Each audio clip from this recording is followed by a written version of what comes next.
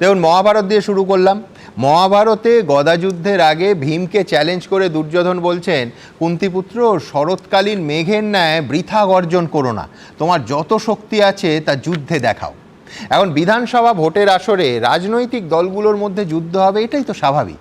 কিন্তু 26শে ভোটের আগে দুবেলা যে লড়াইটা হচ্ছে, সেটা কার্যত দাঁড়িয়ে যাচ্ছে একটা নির্বাচিত সরকার এবং একটা সাংবিধানিক সংস্থার মধ্যে।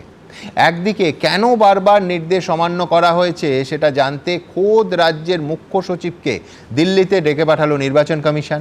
সেই একই দিনে স্বয়ং জ্ঞানেশ কুমার কড়া বার্তা দিচ্ছেন ছজন জেলা শাসককে। আর অন্যদিকে মাইক্রো অবজারভারদের নিয়ে সিইওর বিরুদ্ধে আদালত অবমাননার মামলা করে কোর্টে যাওয়ার প্রস্তুতি নিচ্ছেন তৃণমূলের সাংসদ। গতকাল এবিপি আনন্দকে দেয়া একান্ত সাক্ষাৎকারে জ্ঞানেশ কুমারের সঙ্গে সেই বৈঠকে দিল্লিতে ঠিক কী হয়েছিল তা নিয়ে মুখ্যমন্ত্রী কী বলেছেন, কিছুক্ষণের মধ্যেই এই অনুষ্ঠানে আপনাদের দেখাবো। আমার প্রথম বক্তা বিশ্বনাথ চক্রবর্তীর কাছে আমার প্রশ্ন থাকবে, প্রথমে রাজ্যের স্বরাষ্ট্র সচিবকে অন্য রাজ্যের অবজারভার করার জন্য ট্রেনিংয়ে দিল্লিতে ডেকে পাঠানো, এবার মুখ্য সচিবকে জরুরি তলব রাজ্যের তরফে পরপর নির্দেশ অমান্য করার জন্য। এখনও তো বিশ্বনাথ দা ভোটের দিনক্ষণ ঘোষণা হয়নি, কোন দিকে এগোচ্ছে এই সংঘাত?